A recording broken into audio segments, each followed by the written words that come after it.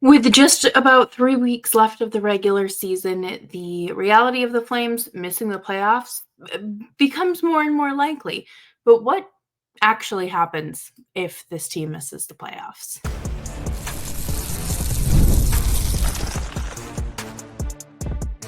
You're Locked On Flames, your daily podcast on the Calgary Flames. Part of the Locked On Podcast Network, your team every day. Hello, everybody, and welcome to today's episode of Locked On Flames. As always, I am your host, Jess Belmosto, and thank you so much for joining me today. Today's episode is brought to you by Monarch Money. Take control of your finances with Monarch Money. Use code LOCKEDONNHL at monarchmoney.com for 50% off of your first year. Today, we are going to be diving into some speculation of what the Flames could be doing this offseason if the reality of missing the playoffs does hit this team. And is this something that makes any sort of sense for the Flames? Because we know that they're very familiar with missing the perfect times to rebuild or retool, blow up the core, whatever your word choice is. Make sure you're subscribed to Locked On Flames wherever you get your podcasts, as well as YouTube. We're here for you Monday through Friday, 5 days a week, your team every day. And what happens if they don't make the playoffs? Like, this is something that we've talked about for most of the season because, it was, they're gonna gauge it, probably by American Thanksgiving. Okay, that passes. All right, like now we're looking at like the Four Nations break. All right, they're still sniffing in the spot. All right, now the trade deadline is really where it hits or misses, right? Because that's the trade deadline. I would say that the Flames didn't do much this year in terms of transactions and trades. They traded Andre Kuzmenko and Jacob Pelletier for Morgan Frost and Joel Farabee, and that's really been it. They haven't had crazy commotion like there was last year, and I think that is that's a good thing because the noise from outside, I don't care what a team says. Oh, we don't let that get to us. Well, you hear it. You hear it wherever you go. And it's around you at all times. So, having less and less of that, I'm sure is very helpful and maybe calming. I don't know if that like takes a weight off of their shoulders and kind of waiting for, okay, Elias Lindholm's going to be traded by the trade deadline. Like, is today the day? Oh, we're hearing rumors. Is it going to heat up enough and get done today? Oh, Nikita Zadorov. Okay, like things like that. Like, you're not preparing to lose a teammate, multiple teammates, multiple times a week. I guess the biggest thing I have since the trade deadline has come and gone is how deeply does everyone believe in this team? Because they didn't do a single thing to elevate their offense post trade deadline. And it felt like a missed opportunity for them to sell. But them not adding also says a lot too, because you're content with your group, you believe in this group, but what are your actual expectations and what do you actually think is the ceiling for this very group? Start of the season, we were not talking about the playoffs. In fact, we were talking draft lottery. That is where they were expected to be. And while they have exceeded expectations this season, I will say it's not like they are a juggernaut team this year. And it came out of nowhere. Dustin Wolf has been the main perpetrator in this team's success. And it's been so fun watching, Jonathan Huberdeau have his career best year goal scoring wise with the Flames. I mean, like in his term with the Flames, not his entire career. Probably should have worded that a little better.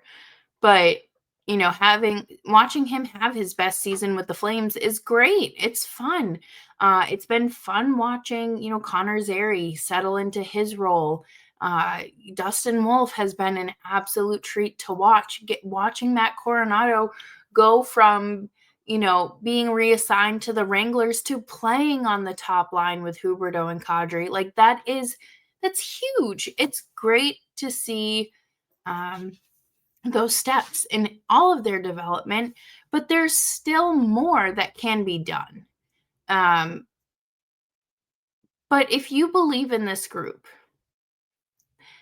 that's good. That's a good thing. I don't think anyone's ever going to go out there and say, "Oh yeah, no, I don't believe in this group," because ultimately you're the one that put this group together, and it's kind of your own fault. I think we've seen a few general managers or even coaches kind of say things of that nature, but it just doesn't. It comes out more of a backhanded compliment to the players than anything. But I guess, what do you do?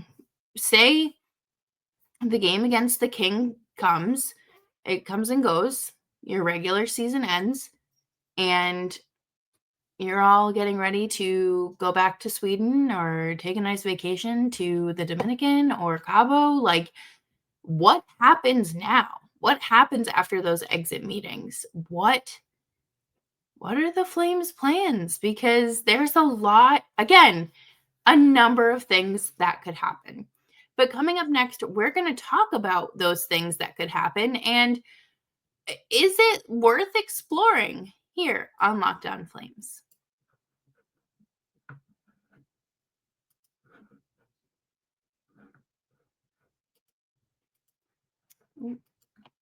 There's nothing like watching basketball live. The energy of the crowd, the sound of sneakers on the hardwood, and maybe even a celebrity sighting courtside. If you want to catch a game in person, Game Time makes getting tickets even easier than ever. Game Time's new feature, Game Time Picks, filters out the fluff and shows you only the best deals on great seats, so you don't have to waste your time scrolling through thousands of tickets. I used Game Time last week to purchase my tickets for when I'm back in Calgary against the San Jose Sharks. Was able to find tickets within 5 minutes. And it was honestly 5 minutes from opening the app to checkout. And that's the most amount of time I want to spend looking for tickets, let alone accomplishing the whole process. Take the guesswork out of buying tickets with Game Time Picks. Download the Game Time app, create an account, and use code LOCKEDONNHL for $20 off of your first purchase. Terms apply. Again, create an account and redeem code LOCKEDONNHL for $20 off. Download Game Time today. What time is it?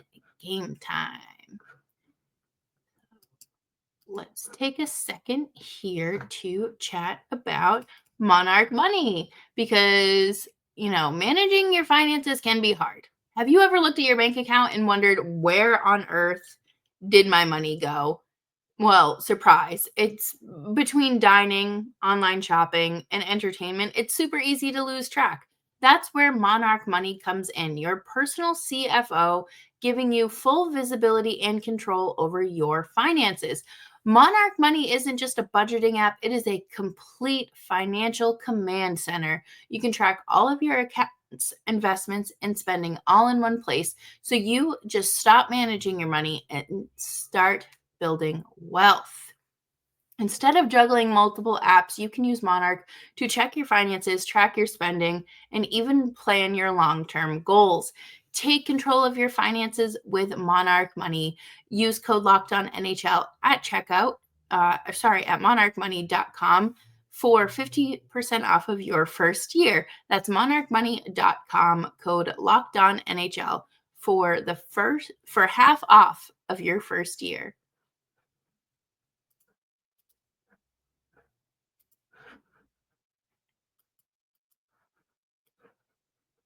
Thanks everyone for hanging out with me today on Locked On Flames. Make sure you're subscribed wherever you get your podcasts as well as YouTube. We're here for you Monday through Friday, 5 days a week, your team every day. And I guess the Flames will have to kind of go back to the drawing board if this team doesn't make the playoffs. Because, you assembled this group, a lot of veterans, good mix of the youth, a rookie goaltender, and their performances throughout the season led you to believe in them. And I think Dustin Wolf is really the one that's holding this thing up. It's like just like a band-aid on a bullet wound in some aspects. But should the opportunity present itself for trades, do you do it? And I'm not talking about Yegor Sharangovich. I know that he is having a horrendous year, especially since his 5-year contract extension doesn't start until next season. People are, oh, are they going to buy him out? What are they going to do? It doesn't make much sense to do that right now. There's other pieces you could change before tackling him, but I'm talking about Nazem Kadri and Blake Coleman and Rasmus Anderson. Rasmus Anderson has said he wants to stay in Calgary. He, shut down any trade rumors, and it was met with the same energy from management. We want to sign him long term. This is what we're looking at. Obviously can't start those actual talks until July 1st. So the opportunity is still there to trade Rasmus Anderson. He's a solid top 4 guy. He was on the Flames' first pair for most of the season, but since the Four Nations break, him and Uyghur have switched. Do I think that they could get a little bit of a haul for him? Yes, absolutely. And does it make sense to do that when you're not in a true competitive window at the moment? Absolutely. You have a lot of talent coming up through the system as well as future drafts. So to me, that is less risky than investing 8 years into a 29-year-old defenseman. As well as, trading a guy like Kadri. Kadri is responsible for a good chunk of your offense this season. Him and Huberdeau both have the same amount of goals. Like, those two have really carried the team. And when you leave or remove a player like that, you're going to be looking to make up for things along the way. And then say you also explore the idea of trading Blake Coleman, who is still very effective, by the way. We talked about him on yesterday's show, post-game recap against the Rangers, and just how good he looked and how, he's not afraid to block shots. He will put all the shots on net if he has to. He will do whatever it takes. And to me, that is something a contender wants. And I understand Coleman doesn't want to be traded or, is fine with the way things are right now. But I don't know the specifics of his contract with the no trade or no movement clause, but could you do something? Likely, and you'd probably get, at least a second round pick in return and maybe a prospect depending. And Nazem Kadri would bring in a haul for you as well. The opportunity to rebuild is happening. There are a lot of younger pieces or players and pieces to this puzzle that should be integrated into this lineup. I think that what's hard for the Flames is the fact that there's just a log jam. Obviously, you don't want to trade your top defenseman. You don't want to trade your leading scorer. You don't want to trade these veterans. Like, you're at that point, you're trading literally 3 of the 5 pieces of your leadership group. But again, would not be the first time the Flames do that. So you have to look at it from a wider lens versus an optics lens. Because, yeah, does that send like a little bit of a crummy message? Potentially, but all of these players know it is a business. And I'm sure the younger players like Connor Zary, Dustin Wolf, Matt Coronado, maybe Martin Pospisil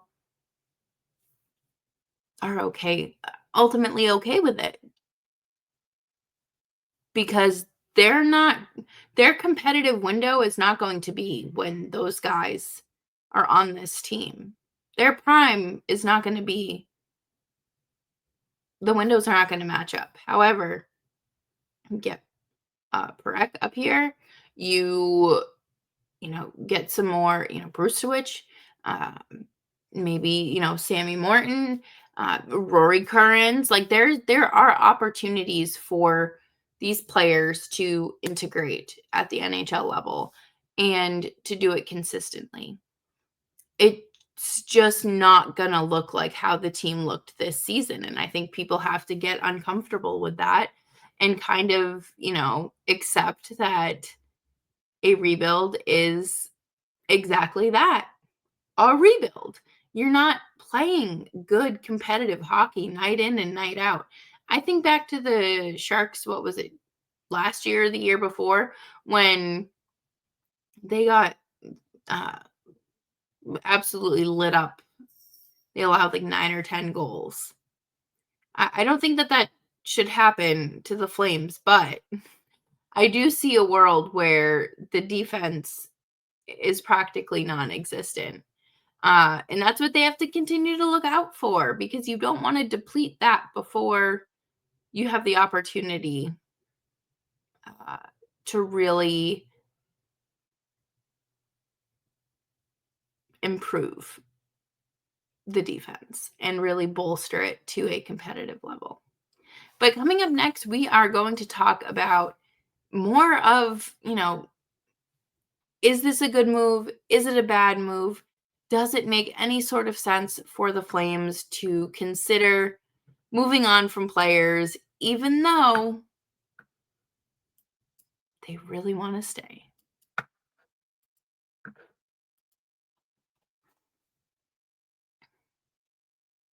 Scaling your business requires the right expertise at the right time. With Upwork, you can find specialized freelancers in marketing, development, design, and more. Experts ready to help you take your business to that next level. Upwork gives businesses flexibility by connecting them with top freelance talent across multiple industries, including IT, AI, web development, and marketing. Whether you need extra hands for a project or a long term partner, Upwork makes hiring simple and affordable. If you need help with a marketing campaign, Upwork can connect you with a freelance expert who delivers incredible results. Instead of hiring full time, Upwork helps find affordable, top tier freelancers to scale businesses efficiently. Visit upwork.com right now and post your job for free. That's upwork.com. Upwork.com to connect with top talent and grow your business today.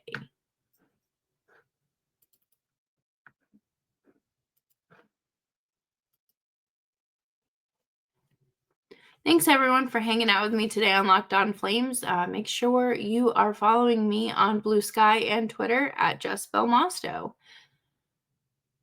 Again, this team was not meant to sniff the playoffs. They were not meant to be discussing anything about the postseason other than their plans, their vacation plans. I think that, everyone knew that the expectations were bottom of the barrel Anaheim Ducks bad. People had the Sharks finishing with more points than them. Mind you, I think the Sharks are up to I don't even think they've hit 20 wins this season. So it was not expected to be good, and the Flames really owe that to Dustin Wolf. I think that the biggest thing the Flames can do is learn from when they didn't blow everything up back when it was Gio, Monty, Bennett, Johnny, Kachuk. Like, there were so many times where it felt like the Flames were on the cusp of doing that to rebuild and build around Johnny and Kachuk, and they didn't. But I'm hoping that with I'm hoping history does not repeat itself. I want to see just really just actively avoiding repeating history. I talked about it with Connor Zary and, not following a good developmental structure for his development years. And now, I was thinking the other day, what's going to happen if this team wastes Dustin Wolf, Zary, Perek, and potentially, more players primes? What's going to happen? Because you're going to end up in this situation, except we're going to be saying, oh, maybe you trade these guys instead. So this next generation of Flames can come through the system. And that's not an effective way to run a hockey team, as we have seen. I've been doing this for 5 years, and I don't know how some of you have been doing this your whole life, because it is stressful, and I don't want to say it's incompetence, but it's putting too much faith in your roster when the answers are staring you right in the face. And I think, again, you don't want to lose these veterans because they are such good mentors for these young kids. I think about Kadri and how well he played with Pospisil and Zary last season. That was great. And I think about, what him and Huberto have, done a lot of this season together, as well as having Matt Coronado up on that top line. You need players, experienced players that, actually know what's going on to help bring these guys in. So it's important. But, is it a risk worth taking if you can get a pretty solid haul? Maybe. I don't know. I think that there are enough veterans on this team, even if, you lose, let's say, Coleman or Kadri, that everyone is going to be able to, kind of help each other and lift each other up.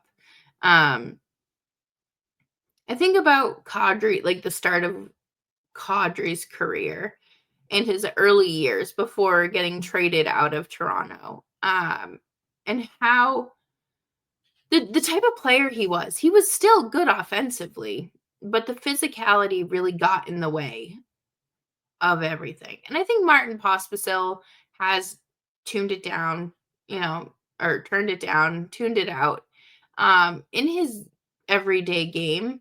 But I do think that Kadri is a great reminder for players like him that, if I focus and put my energy where it needs to go, I can be a 25 plus goal scorer on multiple occasions. And the defense, like, losing Rasmus Anderson would be a bummer. He's the last homegrown veteran on this team. And it's tough because he does a lot for the community. He means a lot to the fans.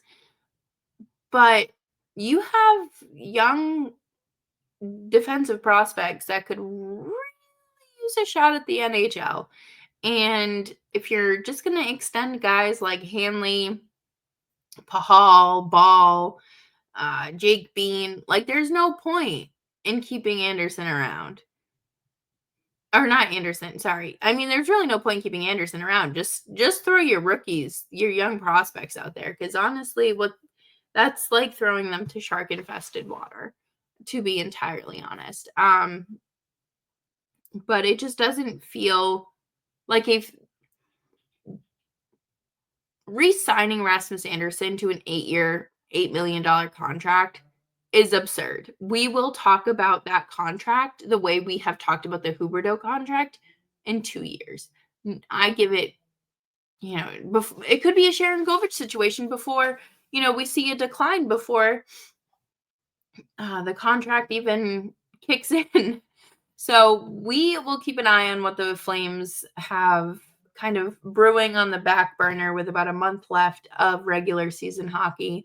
And the Flames are still 2-3 points out of a wild card spot. So we just got to keep our fingers crossed. And no matter which side you're on, whether your team better draft pick or team playoff. So make sure you subscribe to Locked On Flames wherever you get your podcasts, as well as YouTube. We're here for you Monday through Friday, 5 days a week. Your Calgary Flames every day, and I will see you later.